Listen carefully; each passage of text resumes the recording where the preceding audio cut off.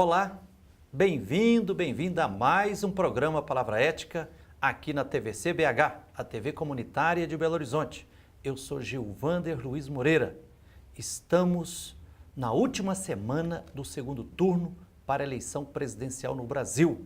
Agora, no próximo dia 28 de outubro, agora 2018, o povo brasileiro elegerá para presidente do nosso querido país, Fernando Haddad ou Jair Bolsonaro. E hoje nós temos a alegria e a responsabilidade de recebermos aqui no Palavra Ética o professor Robson Salvio. Bem-vindo, professor. Muito obrigado, Frei Gilvander.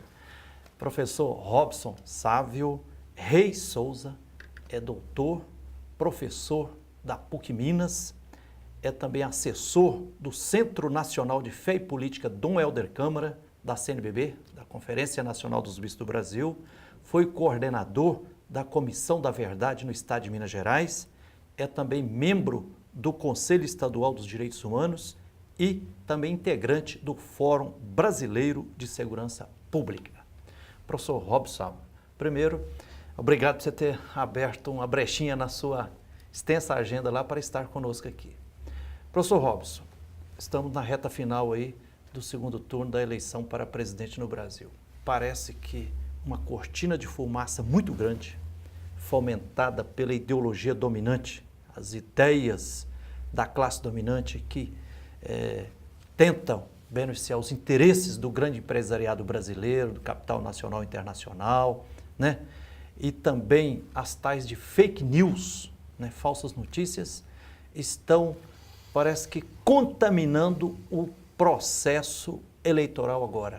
E muitas pessoas estão dizendo assim, Frei Gilvander está correndo risco dos oprimidos votar em opressor, do povo já tão esfolado e maltratado no nosso querido Brasil, pensar que está votando no melhor e votar no pior. Meu irmão, professor Robson Salvio, o que está em jogo nesse segundo turno das eleições para presidente do Brasil agora? Eu acho, Frei Gilvander, você faz um bom diagnóstico. Nós temos uma situação de degradação, digamos assim, do quadro político brasileiro que vem se arrastando, né, nos últimos tempos, principalmente após a eleição presidencial de 2014 e principalmente com aquele impeachment fajuto, né, que foi, digamos assim, uma trombada na democracia patrocinada por grupos empresariais, por setores da mídia, setores da justiça, os velhos detentores da chamada Casa Grande. Esse grupo tentou, né, viabilizar um preposto seu, Michel Temer, que a ideia é que ele conseguisse retomar a economia e viabilizar a candidatura de alguém desse grupo. Acontece que nós sabemos que o governo de Michel Temer foi um fracasso.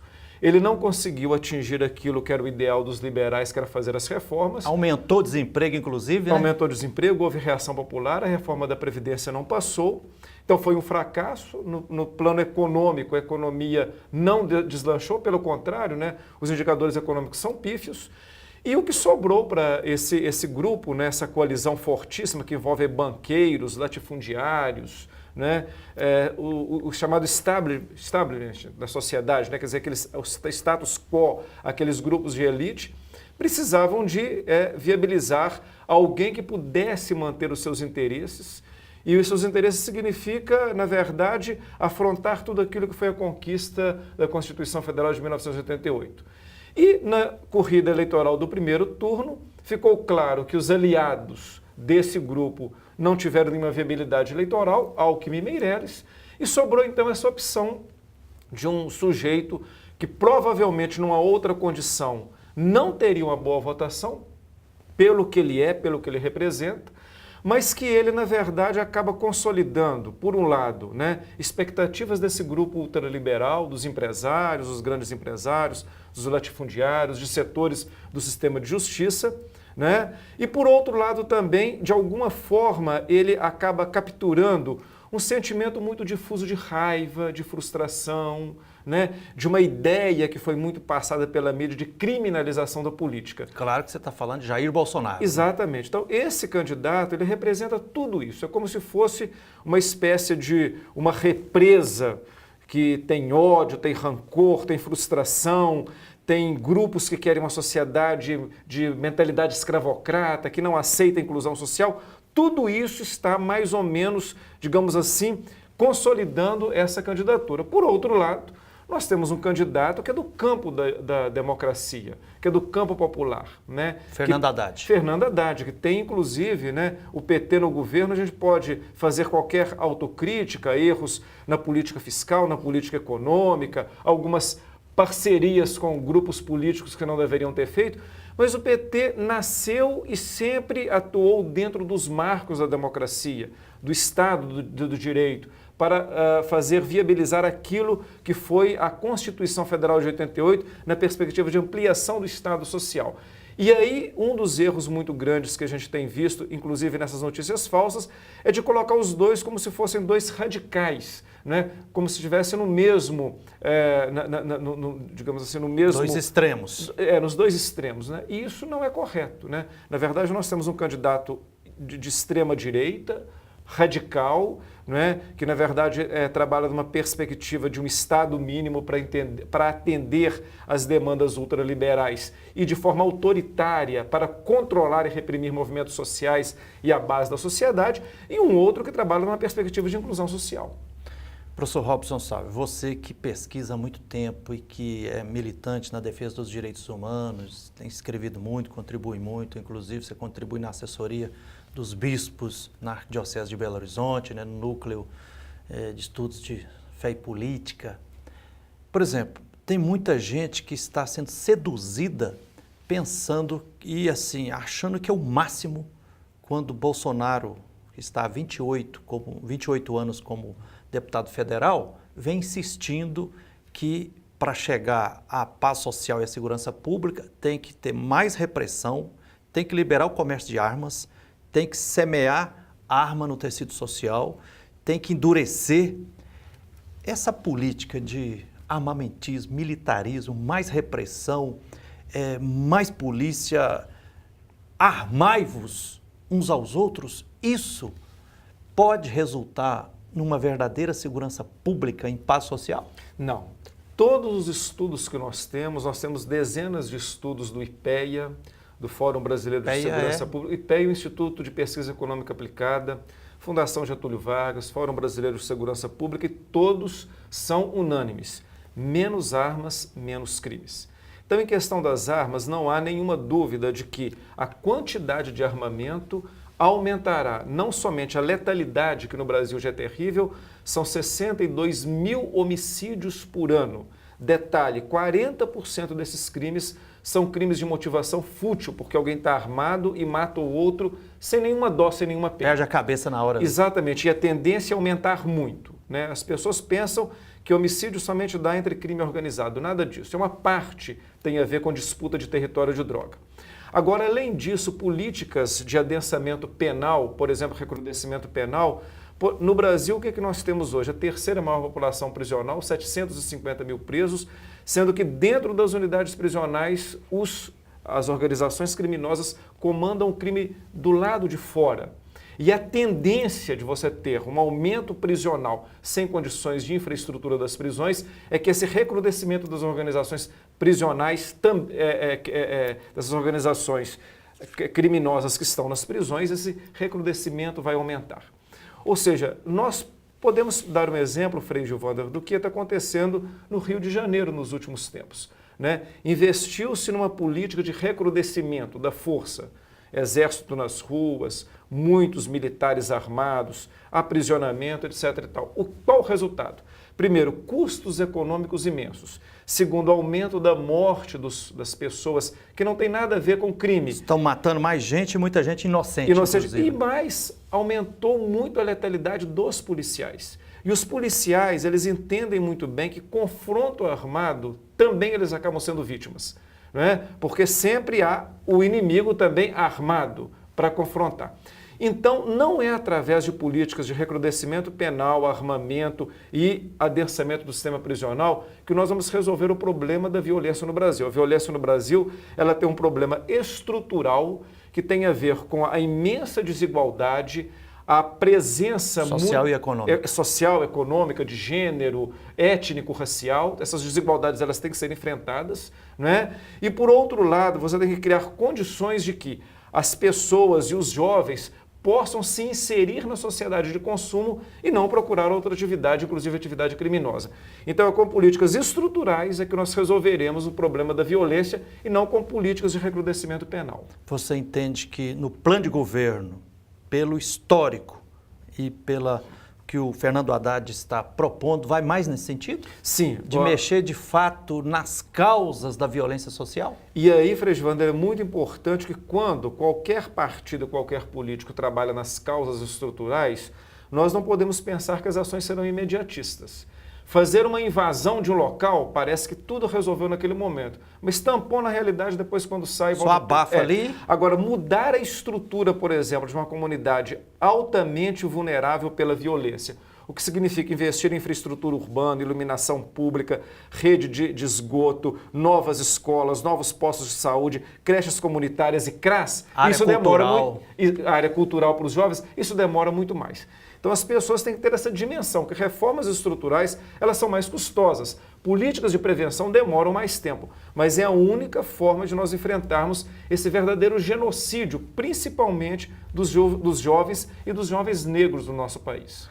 Professor Robson Sávio, tem pessoas dizendo assim, Frei Wander, não é por acaso que Jair Bolsonaro vem há 7 mandatos sendo reeleito, assim, apregoando esse militarismo e mais armas e liberar o comércio de armas e tudo, e perguntando assim, isso atende aos interesses da grande indústria bélica do mundo, que quer vender mais armas, quer dizer, quer ampliar no Brasil o mercado para consumir armas? Não somente a indústria bélica mundial, mas principalmente a indústria bélica brasileira. O Brasil tem as maiores fábricas de produção de armamento individual, revólveres, pistolas, escopetas. Essas indústrias, por exemplo, a Taurus é famosíssima, elas tiveram um impacto com a questão do Estatuto do Desarmamento, que é um controle. Como é que elas fizeram para burlar essa situação? Essas armas são vendidas para países das nossas fronteiras, né? E entram de forma ilegal abastecendo o mercado no Brasil. E é claro que se, por exemplo, acabarmos com o Estatuto do Desarmamento, essa venda será muito mais facilitada. Prova tanto, Frei Wander, que à medida que Bolsonaro foi aumentando seus indicadores de percepção de voto, né, aumentando gradualmente, as ações nas bolsas de valores que mais cresceram foram das indústrias das armas no Brasil. Então tem uma relação direta entre interesse de indústria armamentista e liberação de armas. E um outro detalhe é que um dos grupos que mais cresceu agora para a próxima legislatura no Congresso é o grupo ligado ao militarismo, que obviamente tem alguma exceção, mas de um modo geral trabalha nessa perspectiva de aumento da punição, mais armas, mais Estado penal e mais punições. Ou seja, Jair Bolsonaro presidente, com esse perfil de Congresso, muita coisa de ruim acontecerá, entre elas, por exemplo, a possibilidade clara de que o Estatuto do Desarmamento seja desconsiderado, seja anulado. Libera o comércio de armas. Libera o comércio de armas e, por outro lado, a redução da idade penal também, que inclusive é uma das plataformas de governo dele. Professor Robson, a prosa está boa, mas nós vamos ter que fazer um pequeno intervalo. Nós estamos hoje aqui no Palavra Ética, aqui na TVC BH, TV Comunitária de Belo Horizonte, entrevistando o professor Robson Sávio Reis Souza, que é professor e doutor da PUC Minas, é também assessor do Centro Nacional de Fé e Política Dom Helder Câmara, da CNBB, da Conferência Nacional dos Bispos do Brasil, foi coordenador da Comissão da Verdade no Estado de Minas Gerais e é também membro do Conselho Estadual dos Direitos Humanos no Estado de Minas Gerais. E ainda é integrante do Fórum Brasileiro de Segurança Pública. Nós vamos a um pequeno intervalo e voltaremos já já para continuar entrevistando aqui nosso querido professor Robson Sávio sobre o que está em jogo nesta semana, última semana do segundo turno da eleição presidencial no Brasil. Espere aí e voltaremos já já.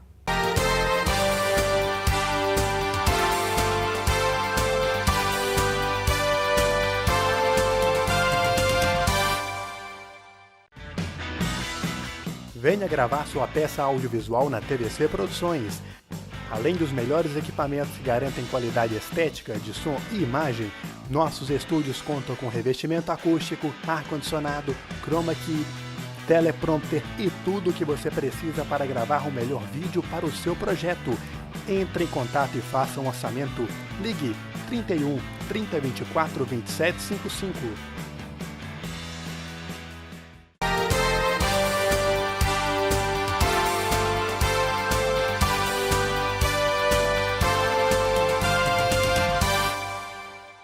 Olá, estamos de volta com o programa Palavra Ética aqui na TVC BH, a TV comunitária de Belo Horizonte. Eu sou Gilvander Luiz Moreira. Lembrando que a programação da TVC BH está acessível através do canal 6 da NET, canal 13 da Oi e também através da internet, tvcbh.com.br. Estamos hoje aqui no Palavra Ética entrevistando o professor Robson Sávio Reis Souza, que é professor e doutor da PUC Minas, é também assessor do Centro Nacional de Fé e Política Dom Helder Câmara, da CNBB, da Conferência Nacional dos Bispos do Brasil, foi coordenador da Comissão da Verdade no Estado de Minas Gerais e também é membro do Conselho Estadual dos Direitos Humanos, em Minas Gerais, e ainda integrante do Fórum Brasileiro de Segurança Pública.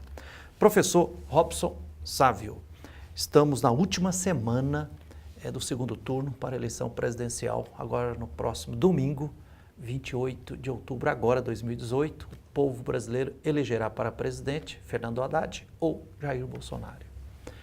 Professor Robson, uma das questões que estão percebendo que está influenciando muito nas eleições agora é a questão religiosa, né? Muita gente dizendo assim, porque Bolsonaro é contra o aborto, porque ele está dizendo que é Deus acima de tudo, e ele pegou como um slogan lá um versículo da Bíblia e ele defende a família, então eu estou com ele. Mas, ao mesmo tempo, ele vem declaradamente e reiterando inúmeras vezes que é a favor da tortura, a favor da ditadura, da repressão. Chegou até a dizer que o erro da ditadura foi ter só torturado e não ter matado, né? Ele teceu elogios ao capitão Ustra, que foi o chefe do centro de tortura do DOI-CODE lá de São Paulo, um terror, né? Então, meu irmão, como explicar isso? Que o povo brasileiro, um povo que se diz eminentemente religioso, seja católico, evangélico, pentecostal, neopentecostal, uma diversidade religiosa imensa, pode escolher para ser presidente do país uma pessoa com histórico realmente assim na prática, de ter um monte de posturas contrária aos ensinamentos da Bíblia, contrário aos ensinamentos de Jesus Cristo. Por exemplo, Jesus Cristo dizia, amai-vos uns aos outros. E ele diz, armai-vos. Como explicar isso, meu irmão? Pois é, Frei Gilvander, isso é muito interessante, essa discussão. Em primeiro lugar, a gente tem que fazer, pegando aqui um conceito de ciências sociais, uma pequena distinção. Nós tivemos no primeiro turno uma quantidade de votos nulos, brancos e pessoas que não votaram, que somando tudo dá alguma coisa em torno de quase 40 milhões de pessoas. As perspectivas é que o eleito, seja ele Fernando Haddad ou Bolsonaro, terá algo em torno de 50 milhões de votos, um pouquinho a mais, um pouquinho a menos. Então, o senhor veja bem, nós temos uma eleição em que 50 milhões de pessoas vão decidir o rumo de 150, porque nós temos 200 milhões. Um terço do eleitorado vai, digamos assim, definir a vida de 3/4 da população. Para dizer que, ao contrário de um certo senso comum, muitas pessoas não estão participando desse processo, estão fora, inclusive pode ser por omissão e desencanto, e outras tanto são contra essa ideia de uma pessoa que quer se impor utilizando o nome de Deus e que tem uma vida totalmente contrária àquilo que prega os evangélicos. Os evangelhos. Agora, fica muito claro que o discurso religioso com a política ele sempre foi muito complicado. E no caso específico, nós temos no Brasil percebido que, principalmente, segmentos neopentecostais, não somente ligados ao segmento evangélico, mas também dentro do catolicismo, têm trilhado um caminho, voltado para uma ideia de teologia da prosperidade que só pensa no bem-estar individual e não pensa no coletivo e É no uma outro. privatização da fé. Exatamente. E isso faz com que, por exemplo, essas ideias moralistas de defesa da própria pessoa, dos seus interesses, o outro eu não tenho nada a ver, reforcem esse tipo de candidato que prega uma religião para defender interesses privados, interesses egoístas e individuais. Isso combina muito bem com esse discurso mais amplo. Então essas pessoas, elas estão muito mais preocupadas em resolver os seus problemas, em ter um Deus para chamar de seu, do que um Deus que impele as pessoas a uma sociedade mais justa, mais fraterna, mais igualitária.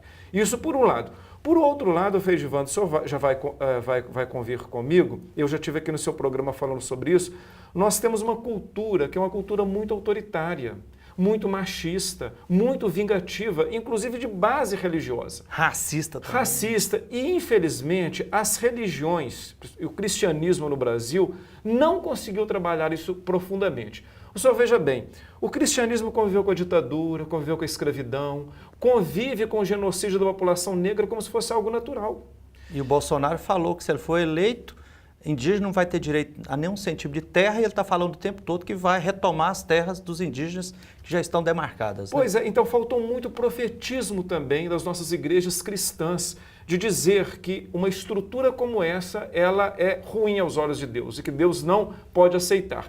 Então, juntando todas essas questões, a gente consegue compreender, né, essa adesão de cristãos ao discurso do Bolsonaro. Agora, eu digo com toda certeza, a ética cristã, ela nos impõe uma relação entre aquilo que nós pregamos e aquilo que nós vivemos. Então, coerência. Exatamente. Coerência e responsabilidade. Aquela pessoa que só fala, né, amém, amém, e que não vive aquilo que prega, ela pode ser tudo menos um cristão. O problema é que muitas pessoas não pensam assim. E por não pensarem assim, esse tipo de discurso autoritário entra com muita facilidade. Por exemplo, semana passada eu entrevistei aqui o padre Manuel Godoy, Claro. e ele dizia mais ou menos assim, dizia que um dia convidou o povo lá na igreja e falou, olhe para Jesus crucificado na cruz. Olhe, olho no olho, né?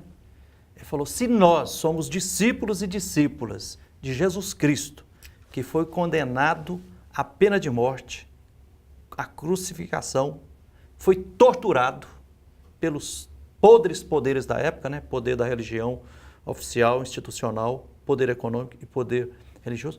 Como é, eu sou discípulo de um que foi torturado, condenado à pena de morte, como é que eu, como pessoa que se diz cristão, discípulo dele, posso defender alguém que defende torturadores e tortura? É muito estranho, não é? E mais do que isso, Frei Gilvando, completando um pouco o raciocínio do Godoy, por que Jesus foi condenado, torturado e violentado? Porque ele teve uma opção muito clara, pelo pobre, pela viúva, pelo órfão, por aqueles que mais precisavam em sua sociedade. E isso fez com que os poderes religiosos e políticos da sua época não aceitassem o seu discurso. Ou seja, a sua condenação, a sua tortura teve a ver com uma vida que teve uma opção muito clara por aqueles que deveriam ser os primeiros no reino dos céus. Então, todas aquelas pessoas que contrariam esse discurso de Jesus, que tem a ver com a sua própria vida, uma opção clara pelo pobre, o reino de Deus que é para atender aquele que mais precisa, obviamente essa pessoa tem um problema aí. Ela pode gostar muito daquele Deus do Velho Testamento, o guerreiro que faz e acontece, que até mata, mas o Deus de Jesus, né, Jesus Cristo, que teve a sua vida marcada por ter o lado do pobre, da viúva e do órfão, e que por isso foi condenado, esse tem uma opção muito clara. E a gente tem que ver isso, quais são também aqueles políticos que trabalham numa perspectiva de inclusão, numa perspectiva de ouvir todos os segmentos, de considerar as diferenças da sociedade, de entender que o conflito na sociedade é algo legítimo e não que deve ser de alguma forma violentado, deve ser por força, né, por força policial ou da justiça ser excluído. Quer dizer, a sociedade, a democracia, ela tem que conviver com o conflito, ela tem que conviver com as divergências sociais, ela tem que trabalhar na perspectiva de inclusão social e ela tem que, de fato, estar conectada com os interesses do povo. A minha questão nessas eleições é que 1/3 dos eleitores, infelizmente, parece que irão decidir os rumos da nossa nação e muitos, inclusive, de novo pegando o elemento religioso, estão lavando as mãos como Pilatos. Professor Robson Sávio, parece que de forma muito estridente, nessas eleições, as tais de fake news, notícias falsas, estão contaminando gravemente as eleições. Certo. Como se posicionar? Por exemplo, parece que ficou há anos aí a turma do Jair Bolsonaro, e quem defende essa perspectiva moralista e tudo, batendo, o PT e a Haddad distribuíram kit gay. Agora, na última semana, o Poder Judiciário definiu, PT e nem Haddad nunca distribuiu kit gay em escolas. Então parece que se percebe que a vontade soberana do povo está sendo contaminada por essas falsas notícias? Sim, e nós temos uma série de estudos, Frei Wander, que mostra que hoje a principal rede de formação de opinião das pessoas é o WhatsApp. E é uma rede sem nenhum controle, que as pessoas recebem o tempo todo um excesso de informação e muitas das vezes acreditam naquela informação sem checar. Veja bem, no último dia 18 de outubro, o jornal Folha de São Paulo, em sua matéria de capa, denunciou que empresas estão contratando call centers com dinheiro dessas empresas para divulgar essa avalanche de notícias falsas em redes sociais. Veja bem, isso daí, em primeiro lugar, é um crime eleitoral, porque isso faz com que a campanha do Bolsonaro seja feita através de empresa, o que está proibido pela legislação. Agora, pior do que isso... Isso é caixa 2. Caixa 2. Pior do que isso é o fato de que há uma estratégia deliberada de entupir os aparelhos celulares de todos os brasileiros com notícias falsas para desviar o verdadeiro sentido dessa eleição. E, inclusive, criar situações nas quais a mentira repetida 1000 vezes, como dizia Goebbels, o ministro da propaganda de Hitler, acaba virando a verdade. Então, isso é um processo que praticamente desvirtua totalmente esse tipo de eleição. Professor Robson Sávio, nós temos mais 3 minutos, mas a história demonstra para nós que muitos ditadores ascenderam ao poder e impuseram ditaduras sanguinárias, tais como Mussolini, do fascismo na Itália, Adolf Hitler, né? Também foi eleito, aclamado pelo povo em praça pública, mas depois se tornou um grande nazista, né? E fez a Segunda Grande Guerra Europeia, que matou mais de 60 milhões de pessoas. E as pessoas parecem que não estão percebendo a diferença que existe entre viver debaixo de um regime de ditadura e o que é viver, por outro lado, em um regime democrático. Nessa eleição agora, do segundo turno, está em jogo também democracia e ditadura? Claro, porque nós temos um candidato que ele é claramente autoritário, que se alia com setores militares, né, que sempre pregaram um Estado forte, que tem um discurso religioso, que ele de alguma forma é um discurso baseado em fanatismo.